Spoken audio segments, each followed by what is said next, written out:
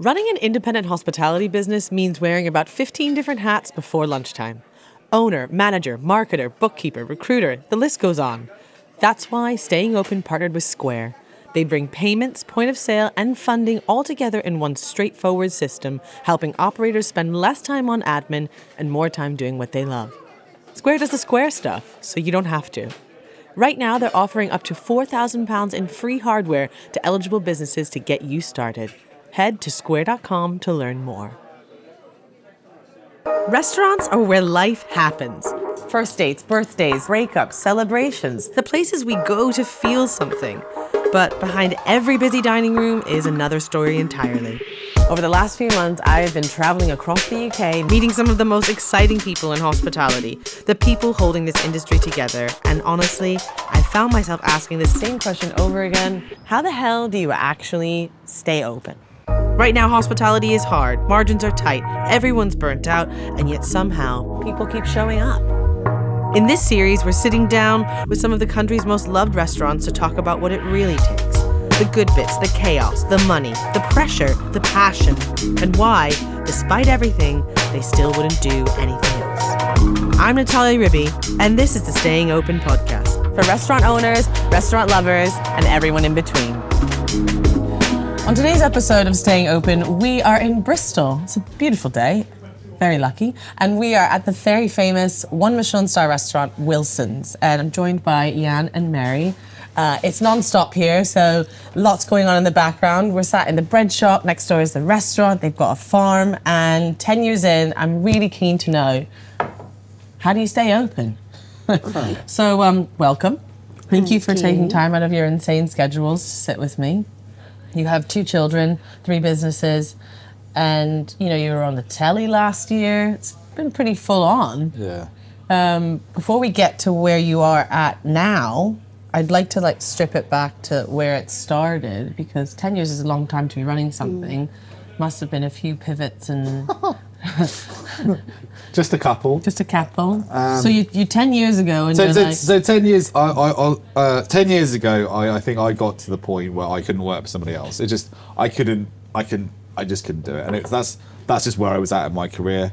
We were living in Spain, having a wonderful life, and then sort of kind of worked out we were having a baby, and we're like, shit, what are we gonna do? Couldn't go back to London.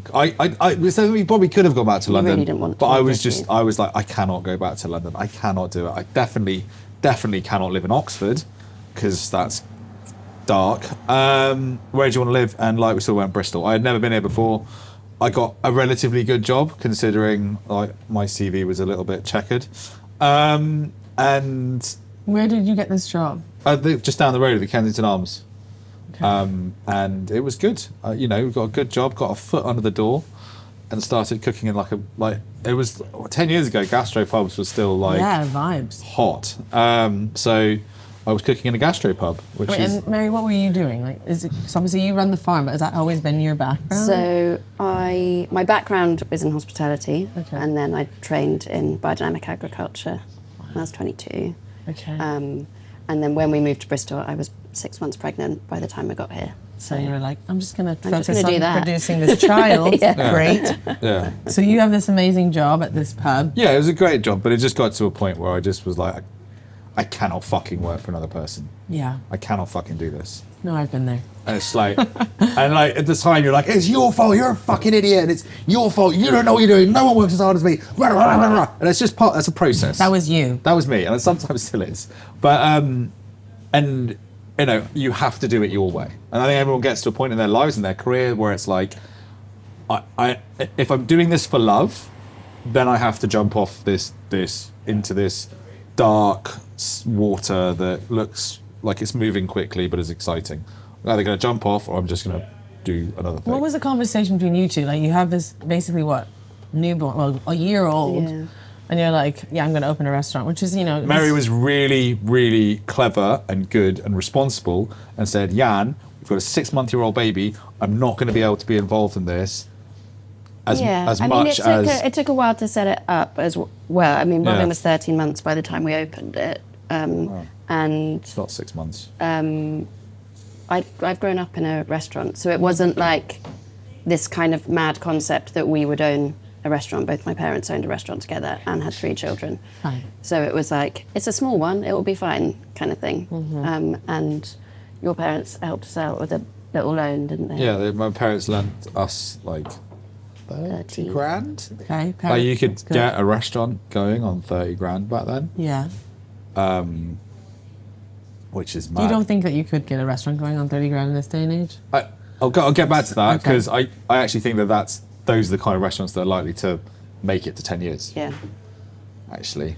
But anyway, so yeah, it took us like the landlord hadn't had somebody in there and was like, look, no one's taking it, and it's a different market in Bristol. Yeah. It's not like frothy, like I want that property. They're not like fucking piranhas. It's like shit. Okay, like let's do something together. So our landlord, who I know is a really nice bloke, didn't put our rent up for like 9 years, has just recently done it, sent me an apology.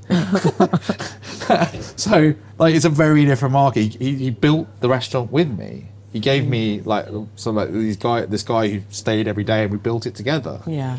What was the concept like from the start? Was it always going to be this sort of like ingredient-led, farm-to-table idea? I think It was always going to be that, wasn't it? I wasn't going to do it without... dude, I didn't give a fuck what the concept was. I was all about me. Like I've got to be honest about that. Oh my God. This is brilliant. No, Thank you for being so honest. No, I think a lot of chefs wouldn't I've say had to that. learn everything the hard way. Everything. And I've had the most patient partner who's It's been a fight, like it's been a struggle, hasn't it, in a way? like I've basically been, I'm lucky enough to end up with somebody who hasn't left me, who is quietly the genius behind it all, and from day one knew what we were supposed to be doing, but had the patience to let me fuck around. I mean, I think there's still, like, there are tussles with that kind of Yeah. thing, like daily. But also, I work on the farm, we don't work. Okay, You like got to that, save is it? like Fine. 9 kilometer buffer.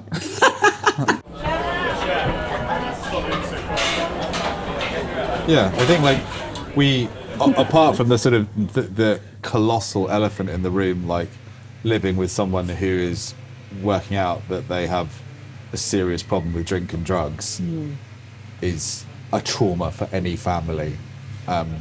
You add into that a new baby, a new business. Yeah, like how do you keep going with that? You know, like I mean, I've definitely had my share of like, and I continue to do struggles with like understanding my relationship with alcohol and partying. And I think it's definitely been rife in the industry. And like I've been in relationship with people with the same thing. And yeah, like I find it quite difficult to know like what's the line. Like there's an element of that that's quite fun and like it's part of our industry and we all like to have a wild time. I think like for me it was a really simple thing. Like I lost the choice. And I like this is going to turn into a recovery podcast, which isn't fair because but I lost the choice. I had no choice. I was going to drink after service, and that meant if I had one drink, I was going to have another drink. That I was going to have a bag of Coke. That I was going to. I no longer could choose. Actually, because in my heart I wanted to go and be with my wife and my kid, but because of the way I see alcoholism and our addiction is an allergy, and once you trigger that allergy, you can't stop. And did that start to have like a really knock-on effect on the business overall? Yeah, man. I think so. Yeah, like, in a completely. big way. How many years in did that start to happen? Straight away.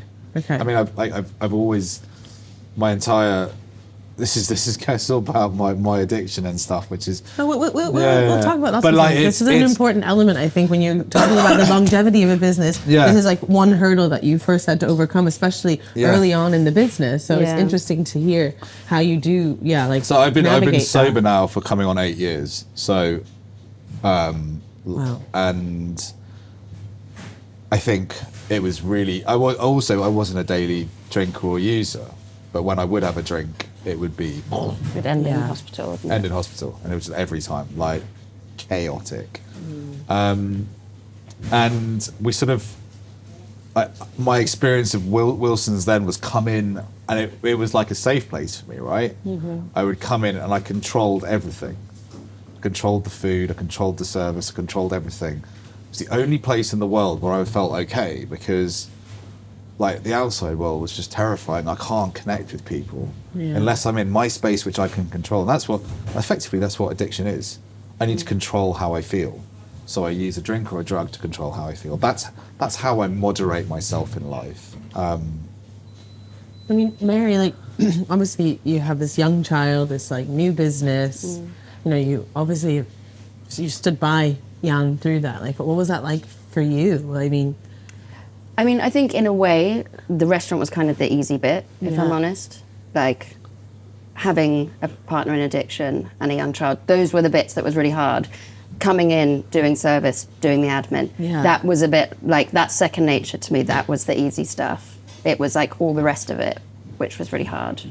And then, I don't know, I think like that was kind of the priority. For me, I don't know about you. I mean, I knew that Jan was fine when he was at work. And I think that, like, for me, getting us kind of through, like, out the other side of that was, like, my focus. Yeah. So everything else was just kind of happening. yeah. I think we sort of, And it was never like an option to leave. You were like, we're doing this, and like we're a unit. I love you, and that's that. Yeah, and I think actually no. There were times where it was like, your behaviour is so unacceptable that, like, I love you, but, which is an important thing for an addict to hear, is like, I still love you, but I can't live with you, right? But that, it took a while to get to that point when Hero had been born. That's Yeah. our daughter, Hero, after she'd been born. But I think also it's just incredibly sad to see somebody. Yeah. So, like, like an instant feeling will be rage or upset, but ultimately the feelings are feeling unsafe and feeling really sad. Yeah. It's horrible to see somebody going through that. You know, I didn't feel... It wasn't full of, like, frustration and resentment. It was like, oh, this is actually just fucking horrible, if that makes sense. Yeah. Cool. Okay, so the shit I know. out of this Obviously, we can. Talk about this forever. But you're 8 years sober now, so obviously you came out the other side. That's what, like 2 years into the business being. 3 years, I think. So 3 years. I don't even know. I can't remember. It's Hero time. 7. Like, time is so warped for us. But like, I had to get absolutely broken and beaten and like hit to rock bottom. How did that affect your team? Did you see that have a Oh, it was knock-on effect awful. on the staff? Like, we just Did it had affect turnover and Yeah, stuff? like 6 months was like a long period of time. People, like, the food that we were doing was good. Like, I know it was good. It was still good, and it was, but I wanted to be here more and more and more, and I expected everyone else to be with me. And it's like, well, you can't work an 18-hour day. And I was like, if you fucking knew what was on the outside world, you would work an 18-hour day. It's dangerous. Okay, speaking of like 18-hour days, I think like work-life balance in this industry is another like toxic trait, especially in the Michelin world. Yeah. Like, I like to have a life outside of work. I definitely am a workaholic, but I don't necessarily want to be in the restaurant, No. 12, 14, 16 hours a day. I don't think that that's healthy. Yeah. And is that something that you've shifted? Yeah. It So, does. yeah, it's shifted. It has shifted, but also, I think you're right. It is toxic, but I don't know if we could have. Like, you had to put that time in. We couldn't afford loads of stuff. We couldn't afford people to do it. So it was like, yes, you were unboundaried with your work hours, but also we really had to build our business up to be able to get to a place where we have a full team of people. How long would you say that took to build it up? Like, let's just say anyone listening to this who wants to set up like a neighborhood restaurant. So the first, okay, all right. Let's just like let's suck out the addiction side of it, because it's all quite boring. The first year was like figuring shit out. So because we were doing an a la carte, we had like 3 starters, 3 mains, 3 puddings. Okay, So yeah. three stars, 3 loads. Three. But also, Yeah. let's not forget COVID. That was a thing that happened. Right? Was it? Yeah. Do you Oh know? my God, I don't remember that. Like everyone seems to forget. Like, we went through a global fucking pandemic. Millions of people died. Our economy was gutted with a spoon. And like we're all like, oh, it's really shit at the moment. Yes, and like, yes, shocking. But like, the first year was like, what do people like? What do they don't like? Because I opened Wilson's with all these conceptions of what success looked like, and a fucking mad drug-riddled brain. But like, people are gonna love this. They're gonna love this. They're gonna love this. You open the doors, and very, very quickly, you know what people like because they fucking tell you. You also know like what is working because you have to fucking pay the bills. When you're working for somebody else, it's like, oh, just get a bit of sea bass, get a bit of truffle, fuck you. It's like, So no, true. yeah. It's just like, no. It's like, it's a very simple equation, A to B. If it doesn't work. Also, like, I think when you've got your proverbials on the line, whatever it may be, and you've got kids at home, it's a simple equation. If it's not fucking working, it's not fucking working. The amount of times I've sent CVs round for like private chef jobs because I'm like, okay, this is we're probably gonna go under. I need to make sure my family's How okay. often were you having that feeling of like, I need to close? Really regularly until maybe a year ago. Yeah. Okay, so because I mean, obviously, I watched the Knife's Edge. Yeah, everyone's like, that was bullshit. No way were you that in the shit. And I was like, how dare you? Like, it was like that. It was so. We were at the point of like, we're gonna go to a small plates menu. Have to change the way everything was gonna change. Can I ask like how the whole like chasing a Michelin star came about, and then like also obviously the television show, because I think there's also like press and PR, like, you know, it's sort of a 50-50 bad rap, good rap. Like, you need press to like people that know about you, but then a lot of small restaurants can't afford to have a PR company to then put that out there. But PR, the person who does our PR, Gemma Bell. Gemma Bell. I don't think I could work with anybody else. She's a ledge. She's an absolute legend. She is. Anybody who puts like what's going on in Palestine and Gaza at the front of their social media and isn't scared about upsetting that's the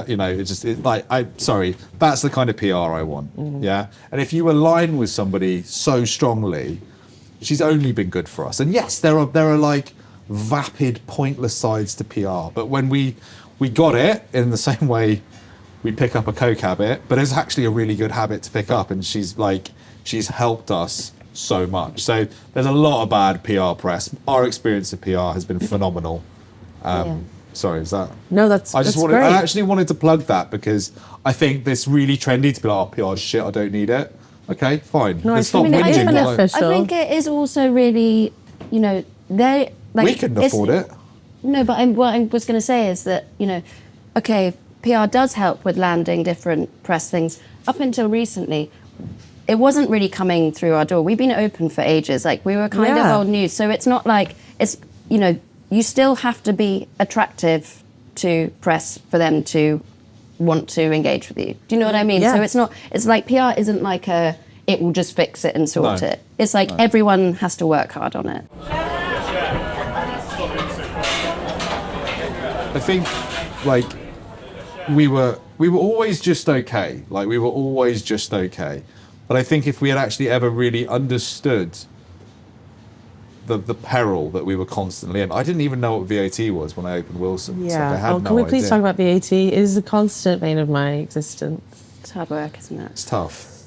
I mean, it's like we've only just finished off paying off COVID debt and like a multitude of PAYE plans and VAT plans. And I think that's really corporation tax important for plans. us to talk about, because I feel like there's this like curtain that all of us restaurant owners like keep, you know, in front of us, like, oh, everything's fine, yeah, we're fine, we're just, you know, we're just But that's because, paddling away like swans. we're in hospitality. When you walk into a business, you don't want to make someone feel shit about I your don't life. want the guests. I think I Yeah. mean more like peer to peer, because it can get out of control. I think that's the thing. debt It's like and the spending and you have chefs owning and running restaurants. Yeah. Their expertise is cooking. It's not the finances involved in owning and running a restaurant. I think it's really easy to very quickly get into a really sticky situation with your PAYE and your VAT, because also there's like very little offset. It's really expensive. It's really hard to manage, and It's you're also frightening. doing a completely different job as well. Yeah. So it's like it's hard It's to make meant, it like, all- I think like when I first opened Wilson's, I was a chef. That's all I was going to be. I wasn't a very good chef, but I was a chef. And now I really embrace the fact that I wear lots of different hats, and I actually love that part of my life, that there's diversity in what I do. I'm not good at it all. I'm actually not good at most of it, but I try really, really hard. And I think the whole sort of the money side of it is so frightening, Because when you actually look at it, you're looking at a 5% margin if you're lucky. And it's like, so it is ultimately, where I don't want to put like too much feeling in this, but we're at a very practical point where there is a sector of the economy which is going to fail, right? You extrapolate this on this current trajectory for the next sort of like 2.5 years, you're looking at like a 40% demise in the entire market. Now, if that's acceptable to the wider public, great. That's how politics works. People vote, you know?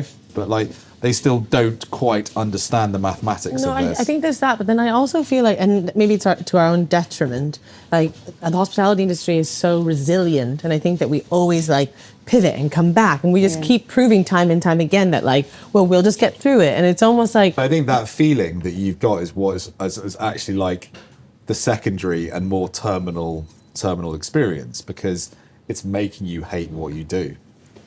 It's like, fuck it, see if you like it. Yeah. It's I like, I don't really mentally live like that. I'm at the point now where I'm like, how do we get the government or people to understand like how we are all living? You know, like it is a struggle. Yeah. Like it is a struggle. I mean, you said that you've only recently like A, come out of debt, but also B, felt successful. And has that success come off the back of the Michelin star and the TV show? Yeah. Because which is insane, right? Like, but I think it's different. Obviously, sort of depending on where you are in the country, it's going to be really different. We know for 100% what keeps us busy, what keeps us taking enough money so that we can carry on is being busy for lunch and dinner. We have to be turning our tables. We have to be full. Otherwise, we can't. Employ this. We can't. And do you have lunch trade? Because I feel like lunch has been like a dying art form. For us, it's been good. I think very, very early on when we won the star, everyone was like, put your prices up, and we were just like, no. Man, like, fuck you. The Michelin star or the green star? Obviously Michelin star. Yeah. And I think the whole thing for us has been like, we opened Wilson's, and I think there was a conversation about this being a restaurant that we want to go and eat in. You know, where the cooking is adventurous and like grounded in sort of, you know, like cool stuff, cool ingredients, but the service is like super professional, but also really laid back and like, you know, for us to suddenly go, oh, we've got a Michelin star, you know, so it's £120 a head just for food, and then we'll take money on your wine. Like, we had to, so rather than like going, okay, we're now going to start doing 5 gram bumps of caviar, we're going to like get langoustines in, which is not something we've ever done. But like, actually, we're going to dig into this. We're going to like continue to like buy in whole bits of animals, chop them all up, and serve different parts to get through the week. I mean, that's kind of who we are. And I think keeping our price at a point that it, you know, is accessible has been one of the reasons that people still don't feel like they're getting rinse coming in, because it's expensive. But then keeping your price accessible, is that influenced by the fact that you do actually grow so much of your own produce? 100%. Yeah. There's a period of time in the year sort of around now where we're having to work like a lot with other suppliers, which is shit, because not the other suppliers, but how much it costs. But how much it suddenly starts costing. Of course. Mary's also had to move her entire growing operation starting in January, which is like basically someone coming into my restaurant going, yeah, you're gonna have to move in a week, because we're moving the market garden from one site to another currently. Yeah. So we're like between two places at the moment. So all of the planning, all of the seed orders, all of the 6 years of organic slow beds that have been hand tilled are like, which is tough. But like, that's why if Mary's not particularly talkative today. What are you talking about? Mary, talk me through, I guess, what it's like to have. I mean, I would thought that would bring me so much joy if I actually couldn't keep a plant alive. I am such a plant murderer. Like rosemary, murdered. Like, seriously, cannot. Like, to bring, like, you know, fresh produce into the restaurant and then see Jan cooking with it, like, that must be amazing. Yeah, it is amazing. It is, like, I think it brings a lot of joy to the team as well. It changes how they interact with food and how, doesn't it? It's incredible, but you have to step back. When you're right up against it, you cannot see the beauty. Yeah. And I think Do you guys ever take a step back and look at the beauty of what you've built? Which yeah. And Yeah, we were just starting to get good at it, weren't we? And then Fucking we had farm. to move the farm. Right. But like, we'll get good at it again. And I think I was thinking about restaurants. You talk about staying open. And I just think, like, if I was to give anybody any advice apart from don't fucking do it, which I think is a horrible bit of advice, but I've been guilty of saying that before, is just do it until you can't. Like, just keep on going. And that is what success, like for us, fucking 8 years of people, like 6 years of people saying, why haven't you got a star? You deserve a star. 8 years of just doing it, just showing up.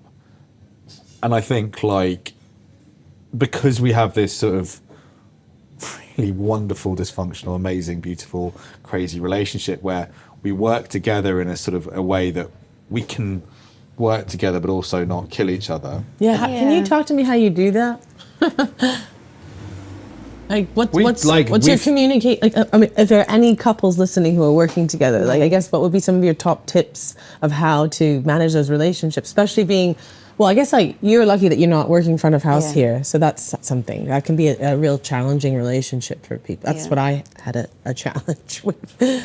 Like, So I think say fucking sorry. say sorry. Like, own up to your shit quickly. Like we all lose our patience, especially in a work environment. We can behave like dicks in a work. I'm talking for myself, Mary. Yeah. No, I'm definitely guilty of that. But just like, do you know what? Just try not to go to bed being angry with each other. Like, boundaries are a really good one because obviously, like, conversation about the restaurant seeps in all the time about work. Yeah. But then there has to be times where we go, okay, actually, today I need 15 minutes from you. We need to make a decision on something and we need to talk about this. We've, like, floated around talking about this subject and now we need to make a decision. I'm moving on, like, I guess, to the people-pleasing side of things and, you know, taking on people's stuff. Like, you have a team. Like, can we talk about staffing and management of people? Because I definitely struggle with that. We have a very small team, and some of them are my friends. Some of them I'm not really always sure how to communicate with. Sometimes I might lack a little empathy because I'm just like, I'm the boss, and all I can think about is getting the job done. Yeah. And I want to be protective of your feelings, but also I have a business to run. Like, how do you straddle, like, being, I guess, emotionally supportive to your team, but also knowing that you have this? I think there's a big difference between, like, being emotionally supportive to someone and just being incredibly clear about what the requirements are and what's expected of them. And then there's room for there's always with kindness, always with empathy, and I have so much time and so much space for the emotional support. But ultimately, I think when people start to feel shaky or unsure or unhappy at work is when things aren't really clear for them.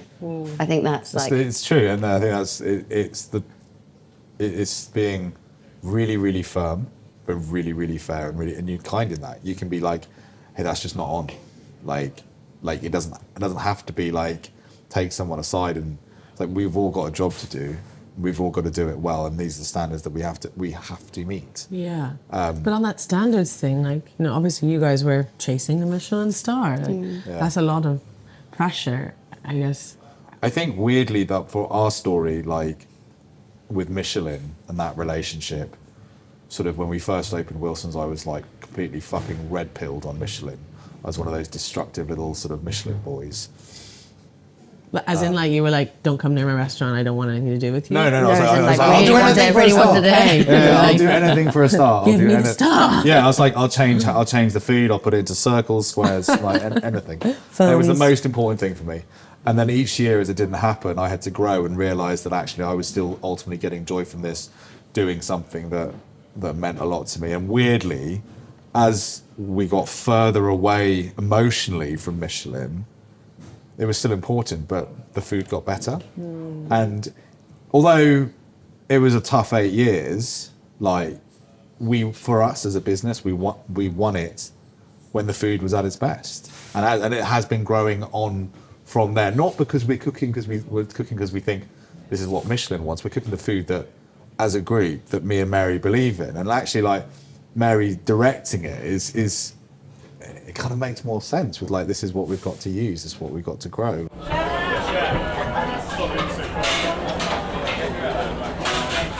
So obviously, Mary, you're growing lots of things for the restaurant, but does the menu dictate what you grow, or does what you grow dictate the menu? And Second. I think the farm dictates the menu for sure, but I think we work together a lot on planning the growing season and what we're going to be growing as well, and what, that's kind of, okay, here's a list of the things that we can have every month of the year, what we're going to prioritize, how much, an idea of how much of each thing we're going to be getting through as well. Yeah. So, winter time is like a big planning time for the farm. And then, of course, like the weather comes or doesn't come. And what happens if there, obviously climate change, blah, if maybe some things that you planned for to grow, like actually then the yield isn't actually as high as you'd expected. Does that sometimes? Yeah, that's like the weather has had a huge impact. Climate change has a massive impact on like particularly like early parts of the growing season and over winter and whatever. But I think that like built into how we run the kitchen, how we run the restaurant is that when we have gluts of things, I'll say, right, I'm going to harvest all of whatever and I'm bringing it in and now you have to process everything. So we have like a big store as well. Okay. And yeah, I think it's just, we do work together on it, the kitchens. Yeah, I think it's the issues arise if we fix ourselves in kitchens are about repetition, right? 10,000 hour rule. We just keep on doing stuff, get better at it. Yeah. That approach doesn't work with what we grow. We'll have something of something and it'll be great and it'll be exciting when it's there and we'll cook it and then it'll be gone just before we even got into it. Yeah. I think. How does that, because I think a lot of restaurants sometimes, grow their success based around like a signature dish. I know my dad is super old school. He was a chef in like the 80s and he's... Nice.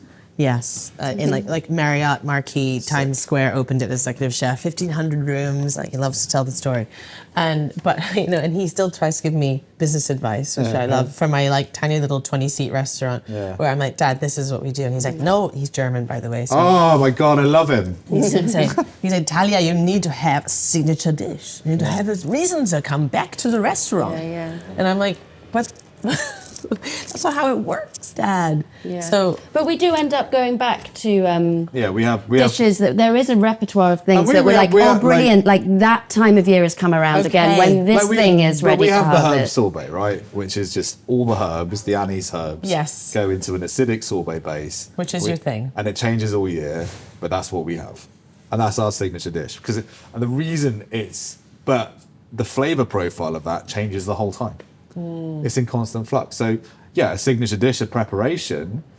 But I think the thing that's exciting about Wilson's is that it is in constant flux. And it is in the kitchen, it's so stressful because you're having to make really tough decisions. It's like, I love this. Yeah. But I've got 2 days left on it. Yeah. And am I going to change it on a Thursday night, going into 2 mental days of Friday and Saturday? How am I going to make this work? But that is the bar that we've set. And that is it. And that kind of takes precedent over like the sort of consistency, like that. It has to be totally consistent. Nature's not fucking consistent. Like the carrots aren't fucking consistent. Nature's so so what's going on here? It has to be delicious. It has to make sense. That carrot needs to taste of like an amazing carrot. And if it's been picked like an hour ago, it's going to do the job. I think we put too much onus on like the individual like technique. It's produce led, and if you believe in the produce, then the whole restaurant experience becomes a signature thing. I'm never going to get my bone marrow and parsley salad or my tagliatelle of oysters. That's just not going to happen. But like teaching people how to like get the most out of everything, like approach vegetables as sort of like taking the roots all the way up and like different preparations for them, different times of, I was writing this morning about wild garlic and how it's sort of got 4 stages of life. Each one of those stages that we've got different preparations for it. It's like, it's wicked. I think you see a different side of it all as well. Yeah, and understands like the value and the importance of what it is that's being grown, because he sees me Broken. like fucking stressed out 80% of the time, because everything's on a time pressure and a time scale. It's like, if I miss that window to sew the parsnips that need to be done next week and the bed's not even made yet, then we're not going to have parsnips in the winter. That's not going to happen. Or like, if I miss the window of the sowing for the celeriac, then we just won't have them. And so everything's on this like, fuck, I haven't watered, I need to water now, he sees it like taking up all of the time, space and energy. So when it actually arrives in the restaurant, it's like, oh my God, these onions.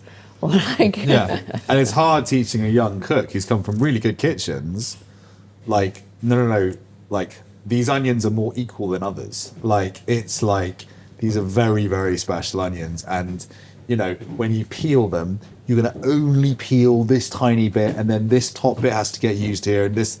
And I see these guys attacking my produce. I'm like, whoa! I think for us, it's like that's where the really exciting stuff happens. Anyone can cook a bit of lamb nicely. Anyone can cook a bit of fish nicely. It's like these days it's so controlled. Like understanding produce and understanding how to like really use it, because that's all we've got, is the really challenging part.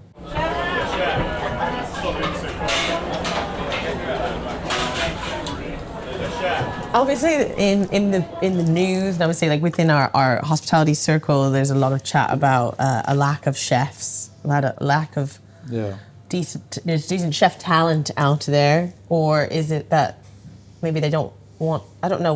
What is the problem? Like, have you had issues with retaining chefs? It's getting better. It's getting much better for us. I think we've had to make some like serious changes. In pay, in hours, in everything. Yeah, pay people properly. Yeah. Like I remember, like it was just the way in which I trained was just illegal. It wasn't okay. Yes, I think all of us. And so to expect, we're unlearning bad habit. Yeah. I mean, it's like a millions of abused people coming together and having to like work out a new system of how we treat each other. It's never going to be particularly functional. Oh my God, it's true. It's so true. Yeah, like it's the biggest like group therapy session experienced by like people. But I think. Do you still like lose your temper at all in the kitchen? I do lose my temper. Yeah, but I own up to it. Yeah, I always say sorry, but it always doesn't make it better. You know, in the heat of the moment, like, you're like, don't touch that. I think like getting to a point like, don't hire too quickly, and like, if someone's in the environment and tempers are getting lost a lot, it's probably the wrong environment, right? You've got to like. It's also that there's usually a different problem as well. Like it's a communication thing, or it's like, I think there's always something that can be discussed and hashed out afterwards. And I think that, you know, I do think it's incredibly normal and natural that in those high pressure, stressful, really busy moments, people probably are going to lose their temper. Yeah. I think like also having an open conversation about like when that happens during service. Yeah. Like, this is not personal and I am incredibly sorry, and being able to talk about it afterwards, but also just like try not to do it, like don't fucking do it. We're all kind of just like thrown into this incredibly stressful environment, and like we haven't been taught how to communicate, we haven't all been taught how to manage people, and like we haven't been taught how to be our own accountants. There's all these different things that we're not actually experts in doing. I think first of all, hand it over to somebody else, and you're not the expert. We have a third-party HR person who I call up all the fucking time, and 100%. I'm like, I don't know how to deal with this thing. Yeah, and I think that also, like, don't hold on to, if something happens during service, you're not happy about it, and it shouldn't have gone down like that. Talk to somebody about it. Be like, hey, that was really uncool. I don't want that to happen again. Here are the things that I think we should do to make that better. What do you think? Yeah. You know, and I think, like, let's talk about it. And then, because I think also when you open up those conversations, it's going to become incredibly clear really quickly if it's the job for them or if they're the person that should be working with you. Yeah. At the end of every podcast, we like to ask 2 questions. One is, what advice would you give yourself that you know now? that you didn't know when you first opened Wilson's? Something I've learned over the past couple of years, which I think is really important, is like always approach everyone and everything as like, you're not the expert on this. Yeah. You can always ask questions. You can always say, I actually don't know the answer to that. I need help with this. I need to understand that. Because I think that especially when we first opened, there was a lot of like, this is how we should do it. This is how we need to do it. Sort of thinking that we knew. And it's like, actually, you're not supposed to, you don't need to know. You can ask a lot of questions. Yeah, I think that's kind of what I'd say is like, this is your restaurant. This is not like you need, like everything that you thought you knew about when you were training with other people, it's not going to be like that. Yeah, and like you're going to have to follow just be human in it. Like don't try to be someone you're not. As soon as you can get to like who you are, like it will be better. The last question is, what advice would you give someone who does want to open their own restaurant? Keep it super, super small and grow slowly. Don't like what you're choosing to do right now. You are doing it for love, and be 100% clear on that. If you want money, do something that's going to give you that. Do this for love, and then everything else will come eventually. And just keep doing it and just love it. Yeah. Don't like. God, I needed to hear that. Yeah, but don't stop comparing yourself to your mates that work in finance. Stop comparing yourself to dickheads on Instagram. You're doing this because you love it. Keep on fucking doing it until you can't. I think like authenticity is the thing that stands the test of time, isn't it? And if you're aiming for something, you think you're aiming for something, it's very difficult to get there. But if you just keep small, keep flowing, keep authentic, then I think that's. And I love it. Like enjoy the fucking journey, mate, because we're a long time not here. Thank you both so much. You Thanks for having had us. incredible things to say, and I can't wait for everyone to hear. Thanks for inviting us. Cheers, mate. Thank you.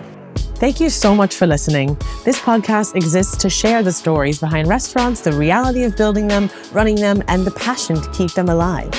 If you've enjoyed this episode, you can follow us at stayingopen.podcast for more conversations, behind-the-scene moments, and upcoming guests. I'm Natalia Ribby, and this has been Staying Open. One thing I've learned from running a restaurant is that it's very easy to spend all your time working in the business and never quite getting around to working on it. That's why I love what Square are doing. Square brings everything together in one place with one straightforward system of payments, point of sale, and funding. And with Square AI, instead of digging through reports, you can simply ask questions like, what sold best this week? Or help optimize margins by asking, which are my top 10 most profitable items? Or even compare profit margin versus sales volumes for each item and get answers instantly. It's all part of what they call the Square stuff. And that helps keep your business running. The admin, payments, and point of sale tools. Square does the Square stuff, so you don't have to.